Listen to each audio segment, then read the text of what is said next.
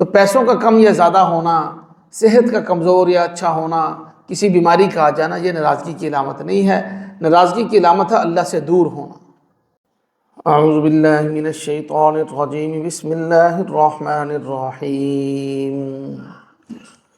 والضحى والليل إذا سجى ما ودعك ربك وما قلى وللآخرة خير لك من الأولى ولسوف يعطيك ربك فترضى ألم يجدك يتيما فآوى ووجدك ضالا فهدى ووجدك عائلا فأغنى فأما اليتيم فلا تقهر وَأَمَّا السَّائِلَ فَلَا تَنْهَرْ وَأَمَّا بِنِعْمَةِ رَبِّكَ فَحَدِّثْ۔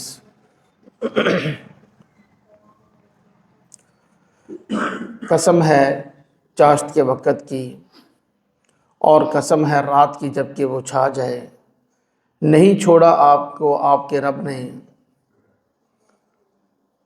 اور آخرت بہتر ہے دنیا سے، ان قریب آپ کو آپ کا رب اتنا دے گا کہ آپ راضی ہو جائیں گے۔ کیا آپ کو یتیم نہیں پایا پھر آپ کو ٹھکانہ دیا، آپ کو بے خبر پایا آپ کو راستہ دکھایا، اور آپ کو بے سر و سامان پایا آپ کو بے پرواہ کیا، مستغنی کیا۔ یتیم کے اوپر سختی مت کیجیے، سائل کو مت ڈانٹیے، جو اب آپ کے رب نے آپ کو نعمت دی ہے اس کو بیان کیجیے۔ سورہ ضحیٰ ہے، اس کا شان نزول یہ ہے کہ نبی پاک صلی اللہ علیہ وسلم کے اوپر وحی منقطع ہو گئی تھی۔ یہ وحی کا انقطاع جو تھا یہ 2-3 مرتبہ ہوا ہے۔ ایک مرتبہ تو فترت وحی کا زمانہ مشہور ہے، جس کے بعد سورہ مزمل نازل ہوئی، اس وقت وحی منقطع ہوئی۔ پھر اس کے بعد یہ وحی جو ہے اس وقت منقطع ہوئی جب انہوں نے قریش مکہ نے سوال کیا کہ روح کیا ہے، روح کے بارے میں سوال کیا، تو اللہ پاک جل شانہ نے نبی پاک صلی اللہ علیہ وسلم نے پہلے فرمایا کہ میں کل بتاؤں گا، انشاءاللہ کہنا بھول گئے، پھر وحی جو ہے منقطع ہو گئی، تنبیہ کے لیے اللہ پاک نے منقطع فرمائی۔ پھر اللہ پاک نے سورہ کہف نازل فرمائی، اور سارے جو سوالات انہوں نے کیے تھے 2-3 سوال، سب کے جوابات ارشاد فرمائے۔ اور ایک مرتبہ یہاں پر جو ہے نا وحی منقطع ہوئی تو اس وقت بھی تانے دیے، یہ شروع کا زمانہ تھا اسلام کا، اور ان میں سے سب سے زیادہ تانا جو دیا تھا نا وہ تھا ام جمیل کا تانا، جو ابو لہب کی بیوی تھی، اس نے یہ تانا دیا کہ اس محمد کو اس کے رب نے چھوڑ دیا ہے، نعوذ باللہ، یہ الفاظ اس نے کہے۔ تو اللہ پاک جل شانہ نے قسمیں کھا کر فرمایا، چاشت کے وقت کی قسم، رات کی قسم جب کہ وہ چھا جائے، آپ کو آپ کے رب نے نہیں چھوڑا، نہ آپ کو نکالا ہے، نہ آپ کو چھوڑا ہے، نہ آپ کو دور کیا ہے، نہ دور کیا ہے نہ چھوڑا ہے آپ کے رب نے۔ قسمیں کھا کر اللہ پاک جل شانہ نے ارشاد فرمایا، اور پھر فرمایا کہ وَلَلْآخِرَةُ خَيْرٌ لَكَ مِنَ الْأُولَىٰ، آخرت کی زندگی آپ کے لیے دنیاوی زندگی سے بہتر ہے، یعنی آپ آخرت کی پرواہ کیجئے، ان لوگوں کی باتوں کی پرواہ مت کیجیے، آپ اپنے کام میں لگے رہیے۔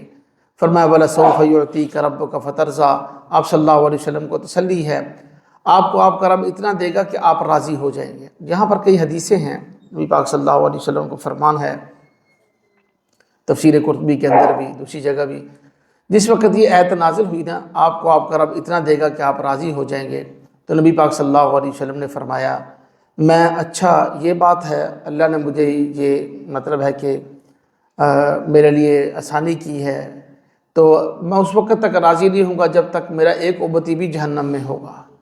یہ آپ صلی اللہ علیہ وسلم کے الفاظ تھے، میرا ایک امتی بھی جہنم میں ہوگا، میں اس وقت تک راضی نہیں ہوں گا۔ ایک حدیث ہے، نبی پاک صلی اللہ علیہ وسلم نے ایک مرتبہ ابراہیم علیہ السلام کی جو دعا ہے وہ پڑھی، اس کے اندر جو ہے ابراہیم علیہ السلام کے الفاظ ہیں، سورہ ابراہیم کے اندر موجود ہے۔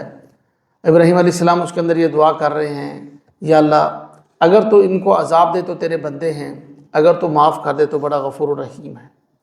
اور عیسیٰ علیہ السلام کی دعا صلی اللہ علیہ وسلم پڑھی، ان تعذبہم فإنہم عبادک وإن تغفر لہم فإنک انت العزیز الحکیم۔ اور اسی طرح عیسیٰ علیہ السلام کی دعا پڑھی۔ پھر یہ دونوں دعائیں پڑھنے کے بعد پھر آپ صلی اللہ علیہ وسلم نے اپنے ہاتھ اٹھائے اور یا ربی یا امتی ربی یا ربی امتی یا ربی امتی کے الفاظ تھے، اے میرے رب میری امت میری امت، اور آپ گڑ گڑا پڑے، رو پڑے۔ صحابہ کہتے ہیں کہ سب ہم لوگ مجلس کے اندر تھے، سب جو ہے گریہ طاری ہو گیا سب پر، سب رونے لگے۔ تو اتنے میں جبرائیل علیہ السلام وحی لے کر آئے اور آ کر پوچھا کہ آپ کیا چاہتے ہیں؟ آپ صلی اللہ علیہ وسلم فرمایا اپنی امت کی بخشش چاہتا ہوں۔ تو اللہ پاک جل شانہ نے ارشاد فرمایا کہ ہم آپ کو آپ کی امت کے بارے میں راضی کر دیں گے۔ یہ وہی آیت، اس کی تفسیر میں یہ حدیثیں لکھی ہوئی ہیں، وَلَسَوْفَ يُعْطِيكَ رَبُّكَ فَتَرْضَىٰ، آپ کو آپ کا رب اتنا دے گا کہ آپ راضی ہو جائیں گے۔ پھر اللہ پاک جل شانہ نے بطور تسلی کے فرمایا أَلَمْ يَجِدْكَ يَتِيمًا فَآوَىٰ، کہ آپ پر ایک زمانہ ایسا نہیں گزرا کہ آپ یتیم تھے، یعنی شکم مادر میں تھے، والدہ کے پیٹ میں تھے تو یتیم ہو گئے تھے، والد فوت ہو گئے تھے، پھر ہم نے آپ کو ٹھکانہ دیا، یعنی ہم نے آپ کی پرورش کی۔ پہلے والدہ، آپ صلی اللہ علیہ وسلم کی عمر 6 سال تھی، اس وقت تک والدہ کی پرورش میں رہے، اور دادا، پھر اس کے بعد 8 سال تک، پھر اس کے بعد چاچا ابو طالب کی کفالت میں رہے، تو ہم نے آپ کو ٹھکانہ دیا۔ یعنی اس وقت ہم نے آپ کو تنہا نہیں چھوڑا، تو اب جو وحی منقطع ہوئی ہے اس پر بھی ہم نے آپ کو تنہا نہیں چھوڑا۔ یہ اصل میں سمجھایا جا رہا ہے، اس لیے اتار چڑھاؤ آتا رہتا ہے ہمیشہ۔ یہ بات ہم سمجھ لیں، سورہ ضحیٰ ہمیں یہ سمجھاتی ہے کسی چیز کا کم یا زیادہ ہو جانا یہ اللہ پاک کی ناراضگی کی نشانی نہیں ہے، یہ اللہ پاک کی ناراضگی کی نشانی نہیں ہے۔ مال کم ہو گیا ہے، صحت کمزور ہوگی، یہ اللہ پاک کی ناراضگی کی قطعا نشانی نہیں ہے۔ اب نبی پاک صلی اللہ علیہ وسلم پر وحی منقطع ہو گئی کچھ عرصہ کے لیے، کفار نے یہ سمجھا کہ اس کا رب جو ہے وہ اس سے ناراض ہو گیا، اس نے اس کو چھوڑ دیا۔ اللہ پاک جل شانہ فرمایا یہ کوئی ناراضگی کی نشانی نہیں ہے، بلکہ شروع میں جو قسمیں کھائی ہیں وہ یہی سمجھاتی ہیں، والضحیٰ، چاشت کے وقت کی قسم، یعنی چاشت کا وقت آتا ہے پھر چلا جاتا ہے، پھر آتا ہے پھر چلا جاتا ہے، حالات بدلتے رہتے ہیں۔ واللیل اذا سجا، اور رات کی قسم جب کہ وہ چھا جائے۔ رات کا آنا کو اللہ کی ناراضگی کی نشانی کس نے کہا؟ اندھیرا جو چھا گیا ہے کیا مطلب؟ یہ اللہ کی ناراضگی کی نشانی تو نہیں ہے نا، یہ تو بلکہ رات بھی اللہ کی نعمت ہے۔ تو اتار چڑھاؤ آتا رہتا ہے، کبھی انسان کا عبادت کو زیادہ دل چاہنے لگ جاتا ہے، کبھی پھر جو ہے دور ہو جاتا ہے، کبھی جیسے چاند ہے شروع میں چھوٹا سا ہوتا ہے، پھر پورا 14 تاریخ کو جب چاند کی 14ویں کا چاند ہم کہتے ہیں، پورا جوبن پر ہوتا ہے، فل ہو جاتا ہے، پھر جو ہے وہ چھوٹا ہونا شروع ہو جاتا ہے، مہینے کے آخر تک چاند چھوٹا ہوتا چلا جاتا ہے۔ بالکل یہی حالات جو ہے نا وہ انسان کے ساتھ پیش آتے ہیں، تو یہ اللہ پاک کی ناراضگی کی نشانی نہیں ہے۔ اب یہ سوال پیدا ہوتا ہے اللہ کی ناراضگی کی علامت کیا ہے، جس سے انسان کو پتہ چلے کہ اللہ پاک مجھ سے ناراض ہیں؟ اللہ کی ناراضگی کی علامت بے توفیقہ ہونا ہے، بے توفیقہ ہونا ہے۔ قرآن و حدیث کا یہ نچوڑ ہے کہ جب کسی آدمی کو توفیق ملنی بند ہو جائے نا تو وہ توبہ کرے، پھر کہ اللہ پاک جو مجھے توفیق نہیں دے رہے، اپنے در پہ آنے کی توفیق نہیں دے رہے، اور مجھے نیک اعمال کی توفیق نہیں مل رہی، اس کی کیا وجہ ہو سکتی ہے؟ مجھ سے کوئی غلطی ہوئی ہے۔ توبہ کرے تو دیکھنا اگلے ٹائم پھر توفیق ملنا شروع ہو جائے گی، صدق کے دل سے توبہ کر لے۔ تو پیسوں کا کم یا زیادہ ہونا، صحت کا کمزور یا اچھا ہونا، کسی بیماری کا آ جانا، یہ ناراضگی کی علامت نہیں ہے۔ ناراضگی کی علامت ہے اللہ سے دور ہونا۔ اسی لیے حضرت علی کرم اللہ وجہہ اور دیگر صحابہ سے بھی مروی ہے، ان سے پوچھا گیا کہ کون سی بیماری اللہ کی طرف سے مصیبت ہے، اللہ کا عذاب ہے، اور کون سی بیماری جو ہے اور آفت جو ہے وہ اللہ کی طرف سے امتحان ہے، اللہ کو قریب کرنے کا ذریعہ ہے، جس کو کہا گیا بیماری جو ہے وہ رحمت ہے، ہمیں کیسے پتہ چلے گا؟ تو انہوں نے فرمایا کہ ہر بیماری اور ہر مصیبت کے بعد اگر تم اللہ کے اور قریب ہو گئے ہو تو یہ سمجھو کہ بیماری تمہارے لیے رحمت بن کر آئی تھی، اور اگر ہر بیماری اور مصیبت کے بعد اللہ سے دور ہو گئے تو یہ سمجھو کہ اللہ کا عذاب تھا۔ تو ایسے موقع پر نا ہم بے صبرے ہو جاتے ہیں، بے بس ہو جاتے ہیں۔ تو بے صبرا نہیں ہونا ہم نے، بلکہ اور اللہ پاک کی طرف رجوع کرنا ہے، اللہ سے معافی مانگنی ہے۔ کبھی انسان سے ایسا گناہ ہو جاتا ہے کہ تہجد کی توفیق ملنا، اچھا بھلا رات کو ٹائم سے سویا، صبح نہیں اٹھ سکا، اور کبھی اللہ پاک راضی ہوتے ہیں، تھکا ہارا جسم جو ہے، کئی گھنٹوں کا سفر کیا، بیرون ملک سے آئے اور تھکے ہوئے ہیں، سب کچھ ہے، لیکن صبح ٹائم کے اوپر آنکھ کھل رہی ہے۔ ابھی 1 گھنٹہ پہلے سوئے تھے، 1 گھنٹہ بعد ایسے بندہ اٹھا حشاش بشاش، بالکل تھکاوٹ دور ہے اور جل کر رہا ہے، اٹھ کے وضو کیا، مصلی کے اوپر اپنے رب کے سامنے کھڑا ہو گیا۔ ایک مثال کے طور پہ میں عرض کر رہا ہوں۔ تو یہ توفیق کا مل جانا اور توفیق کا چھن جانا یہ اللہ پاک کی ناراضگی کی علامت ہے، لیکن یہ کوئی اللہ کی ناراضگی کی علامت نہیں، یہ تو وقت کے ساتھ ساتھ ہوتا رہتا ہے۔ وہی کا منقطع ہونا، وہ آپ کو تانے دے رہے ہیں، نبی پاک صلی اللہ علیہ وسلم کو تسلی دی گئی ہے، ان کے تانوں کی فکر مت کیجیے۔ آپ اپنے حالات دیکھیں، ایک وقت تھا کہ آپ یتیم تھے، ہم نے آپ کو ٹھکانہ دیا، ووجدک ضالا فہدی، آپ بے خبر تھے، یعنی آپ کے پاس کوئی علم نہیں تھا، فہدی، ہم نے آپ کی رہنمائی کی۔ نبی پاک صلی اللہ علیہ وسلم کا لقب تو امی ہے نا، کسی اور کے لیے یہ الفاظ بولے جائیں امی کے تو اس کے لیے یہ الفاظ عیب دار ہوں گے، لیکن امی کا لفظ نبی پاک صلی اللہ علیہ وسلم کی شان میں عیب دار نہیں ہے۔ آپ کا معجزہ ہے، آپ کے لیے یہ شان ہے کہ آپ امی ہیں اور اللہ پاک نے آپ کو جو ہے ساری کائنات کے علوم عطا فرمائے، یہ آپ کی شان ہے۔ تو اس لیے فرمایا کہ ہم نے آپ کو بے خبر پایا اور آپ کو رہنمائی کی، بغیر کاغذ اور قلم کے سارے علوم اولین و آخرین کے اللہ پاک نے نبی پاک صلی اللہ علیہ وسلم کو عطا فرمائے، اور فرمایا کہ وَوَجَدَكَ عَائِلًا فَأَغْنَىٰ، اور آپ کو ہم نے مفلس پایا، نادار پایا، آپ کو بے پرواہ کر دیا، آپ کو ضرورت ہی نہیں پڑی۔ اس سے اشارہ ہے اماں خدیجۃ الکبریٰ رضی اللہ تعالیٰ عنہ سے آپ صلی اللہ علیہ وسلم کا جو نکاح ہوا تھا۔ ایک تو آپ نے 22-23 سال کی عمر میں جو ہے وہ تجارت کا سفر کیا بطور مزاربت کے، یعنی مال حضرت خدیجہ کا تھا، آپ صلی اللہ علیہ وسلم جو ہے نا مزارب بن کر کمانے کے لیے، کہ منافع آدھو جو اپنے آپس میں طے ہوا تھا وہ منافع تقسیم ہو گیا۔ پھر اماں خدیجہ نے جو ہے وہ پیغام بھیجا نکاح کا، پھر نکاح ہوا، اس مال نے آپ صلی اللہ علیہ وسلم کو بہت فائدہ دیا۔ میں نے شاید کل بھی عرض کیا کہ آپ صلی اللہ علیہ وسلم فرمایا کرتے تھے مجھے سب سے زیادہ جو موقع کے اوپر فائدہ دیا نا مال نے، وہ خدیجہ اور ابو بکر صدیق کے مال نے مجھے سب سے زیادہ فائدہ دیا۔